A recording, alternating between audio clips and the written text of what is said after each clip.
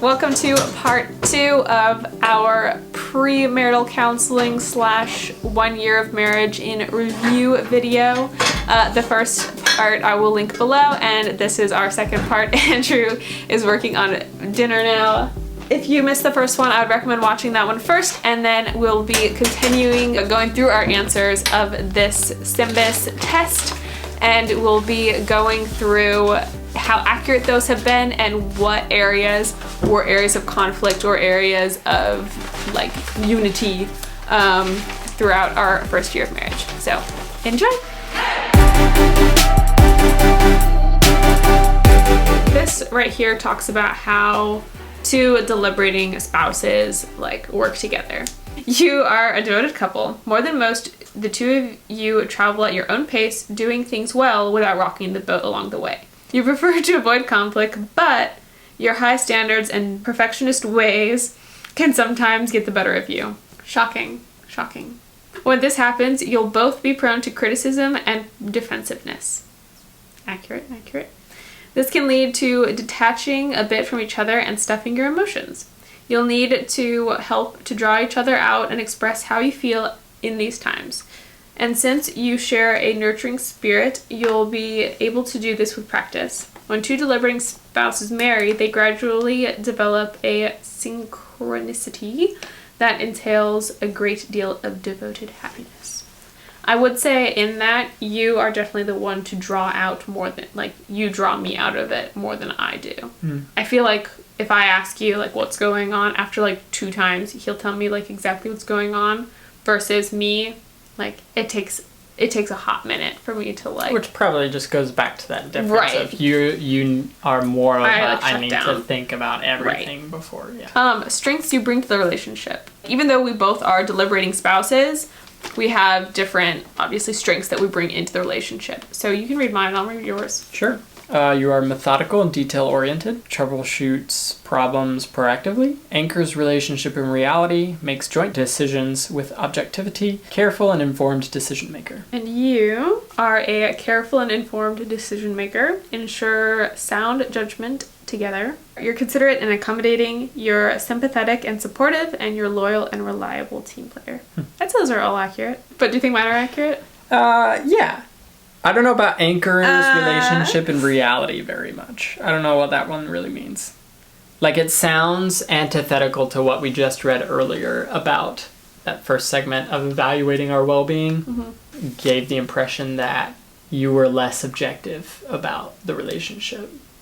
That's more saying, like, it's not like how I view the relationship in reality, it's just like our, like... How we function together. Yeah. That like, might be true. For example, like, before we moved to Canada, it was me that was like, what are we going to need to survive? That's true. And I think that's the more of, like, anchors in reality of, like, all of these plans and stuff are great, but it's, like, we have to buckle down and, like, figure out, like, what's going on.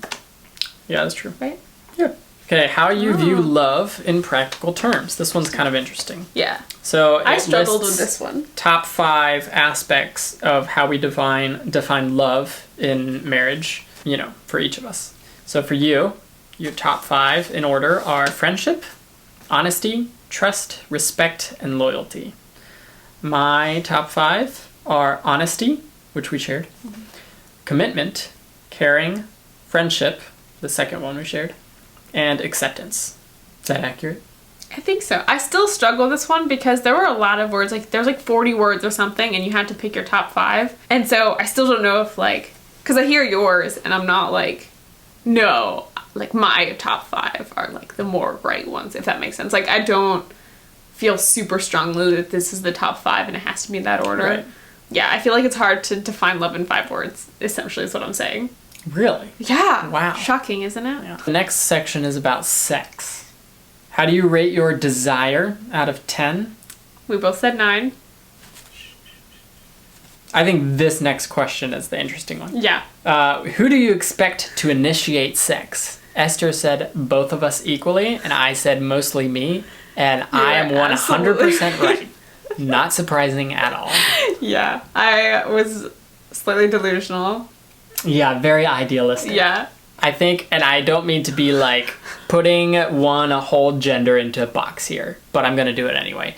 I feel like women in general have the ideal of being more proactive with like initiating sex. Maybe. But I don't think in a long-term relationship that's how it actually works out. Maybe. It's hard to say because yeah, that's true. Like both of us have only been with each other, and so right. Neither one of like there could be guys who are way less like proactive, and there could be girls that are way more proactive.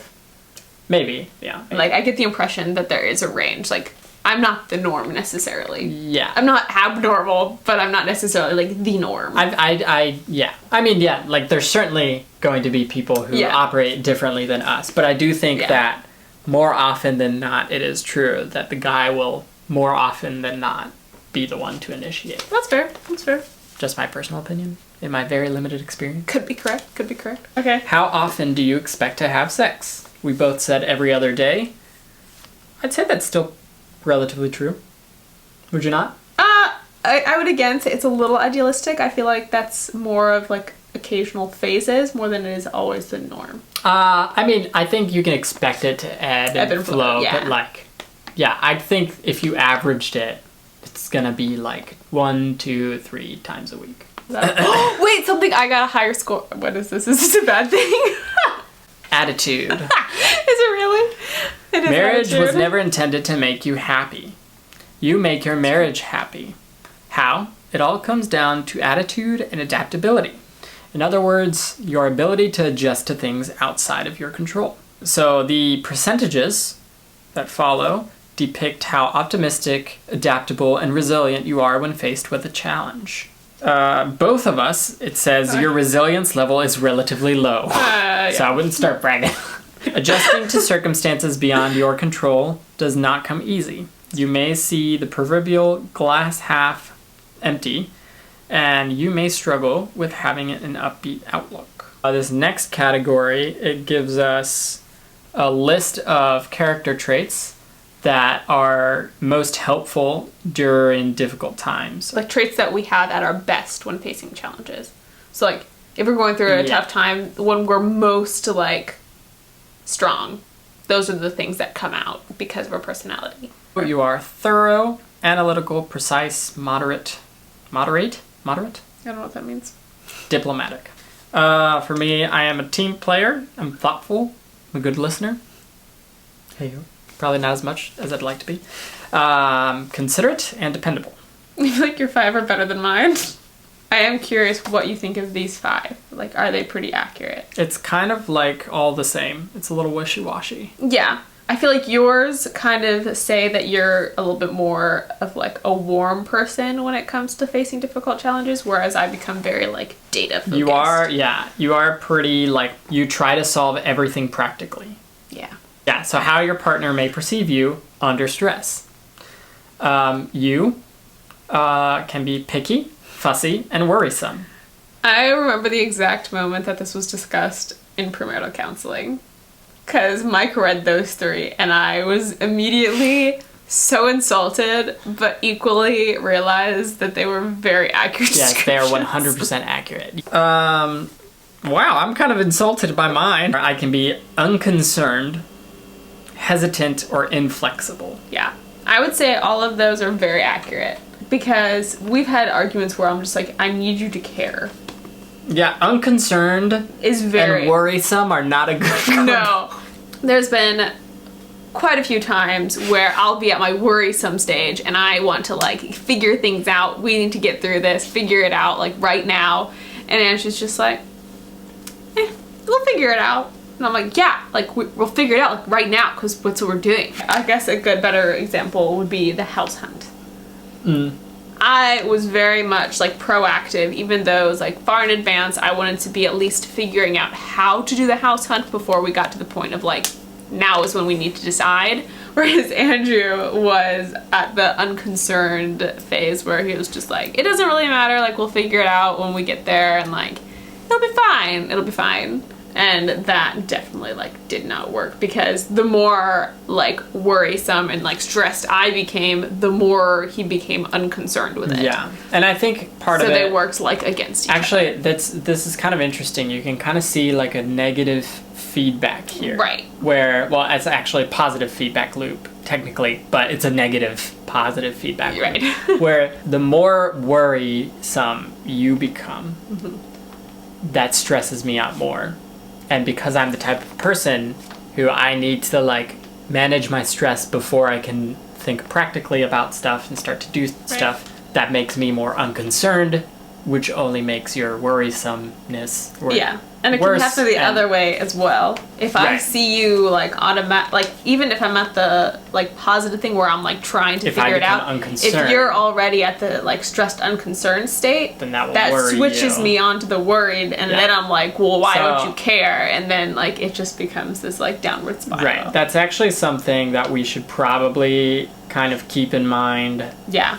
Here on out for a while and try to figure out ways that we can break the cycle. Yeah. Because there's going to have to be a happy middle ground level of compromise of, okay, we can take some time to manage our stress, but also let's like have a concrete plan for figuring out our plan. Yeah. So it's so interesting how like a lot of the ones where it says like you have this personality or characteristic that we always got like the same, but then when it came down to how that always like portrays itself, we don't like show it in the same way. It's interesting.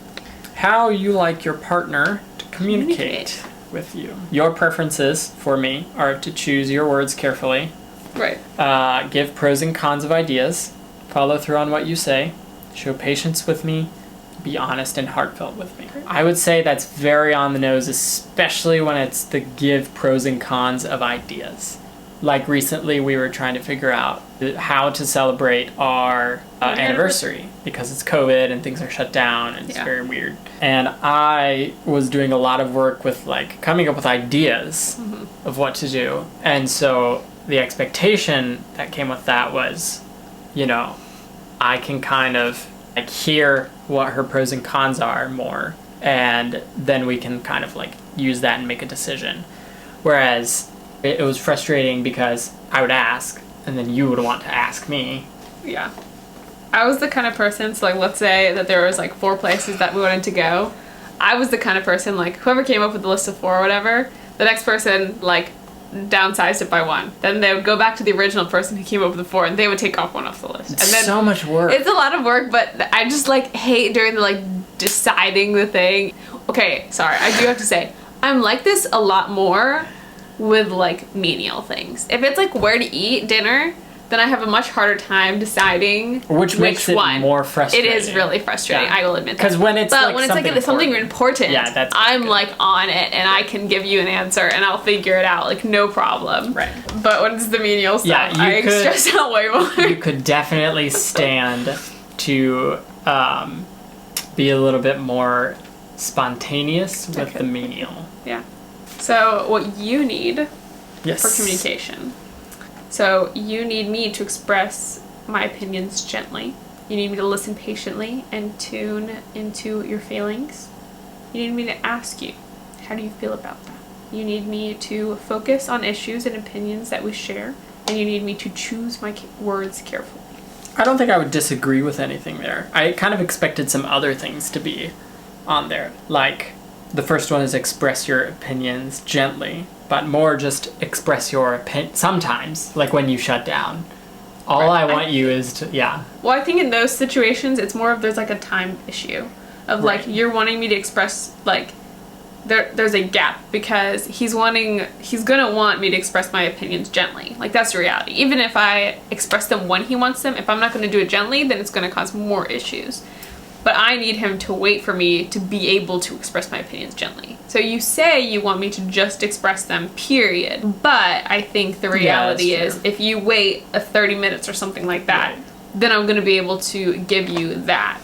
It's just a matter of like the time of what we're needing isn't matching, if that makes sense. Yeah. I'm needing time to be able to give you what you need, but you're wanting what you need right away. Right. So there's just like a little bit of an imbalance there. Communication skills that you'd like to improve. Yours were listening without interrupting, identifying and expressing feelings. It's a good one. Expressing more genuine interest. I feel like more often than not, that's a problem that I have, is expressing genuine interest in what you're telling me. I know we're both bad about this, especially when we want to talk to each other about work stuff. Yeah.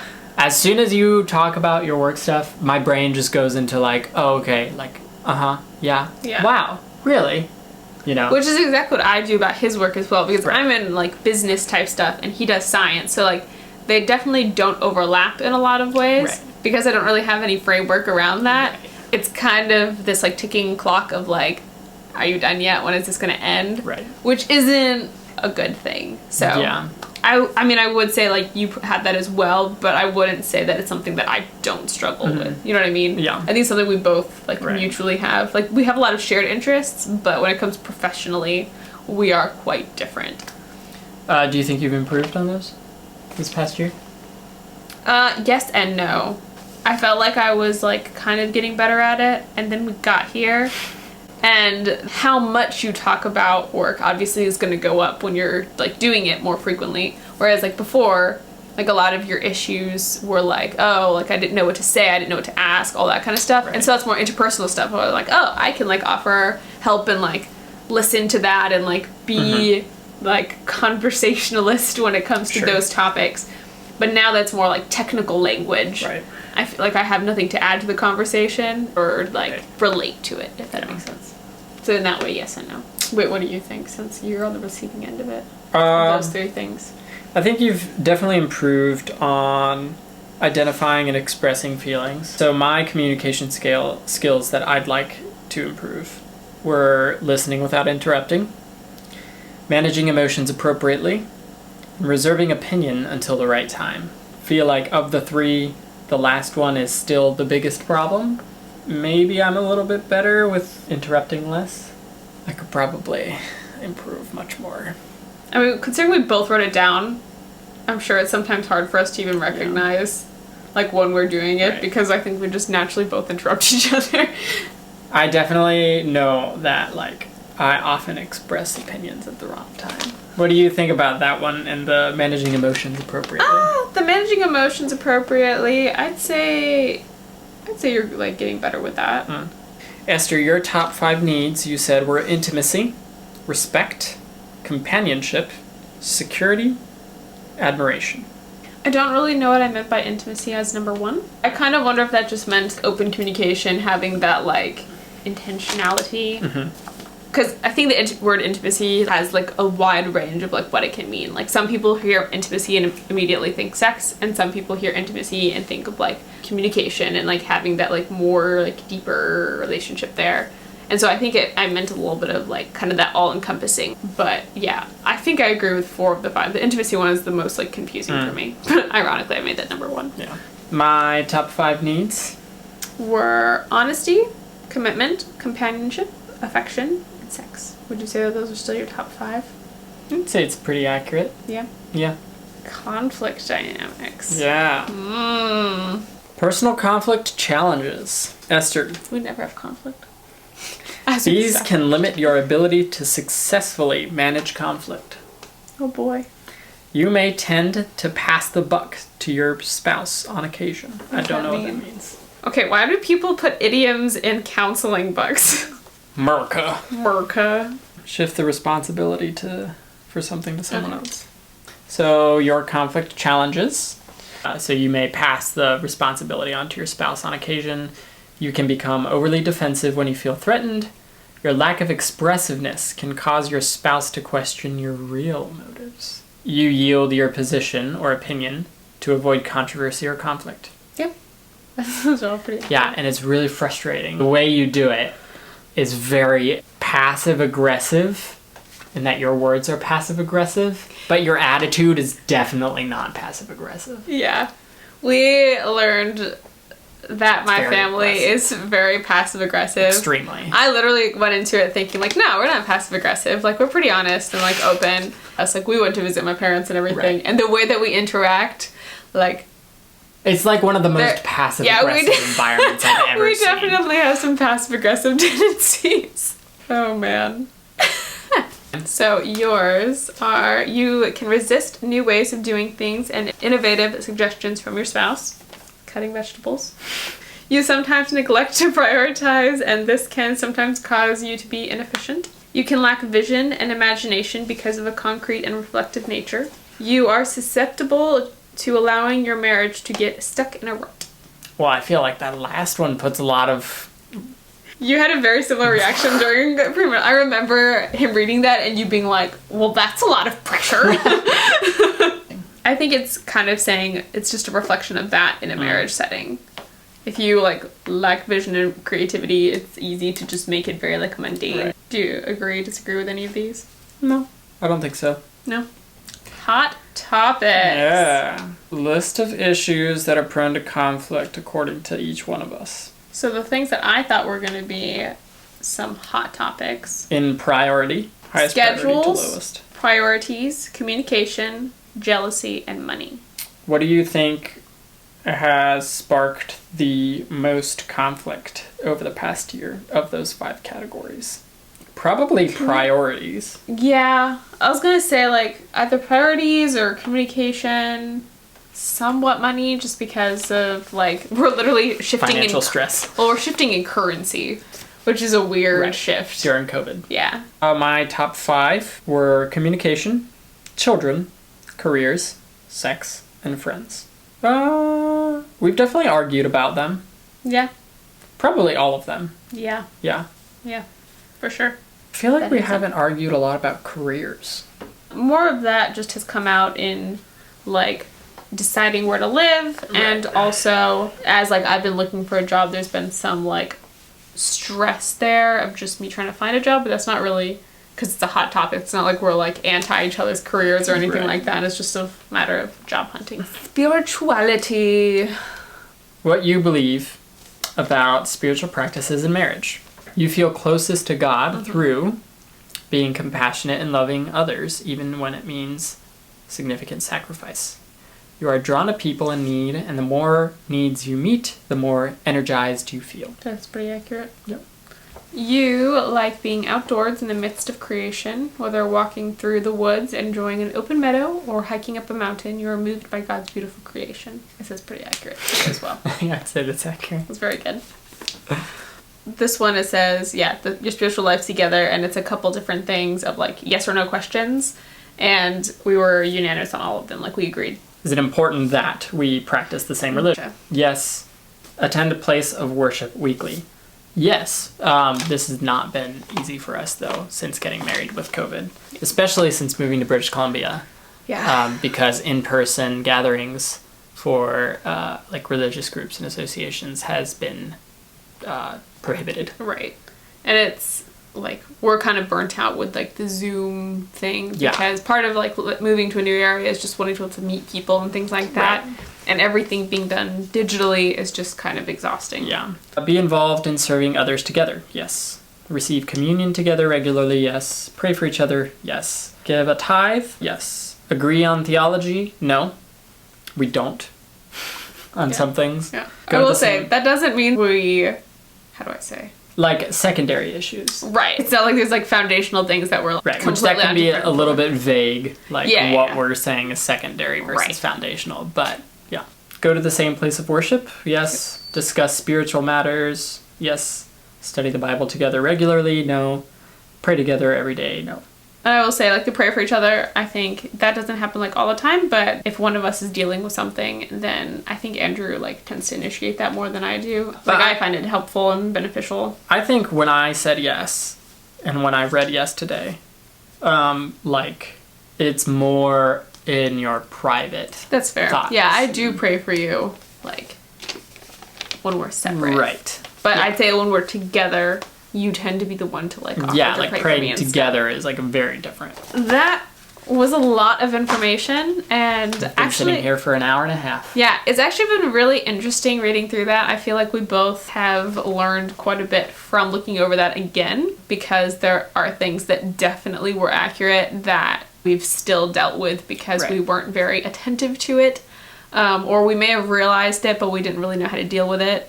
Like a lot of the conflict stuff that we talked about throughout this video. I think I learned that doing reviews and reflections like this is very, very valuable. Yeah, for sure. Yeah, and I think we should consider doing this regularly. Like on an annual basis? Yeah, like on an annual Yeah. basis. Yeah, I'm very glad that I kept it, because when we were moving, I was considering getting rid of it. That I was like, nah, I don't know. I feel like this is going to be good to look back on. And it really has been. I think it's helpful to not only realize it for the other person's sake, but like so we can realize it about ourselves. Like, oh, this is like what I need. This is what I like tend to do. This is something I can work on. In the same way, when I understand more of, oh, he's not just like being a jerk. Like, there's a reason he's like acting like this. Or I'm not just being overly sensitive. There's a reason like I'm acting like this. And obviously not using those as excuses, but like recognizing them so that we can work through things in a nice way, in a loving way. Cool. Interesting. I'll make dinner. All right.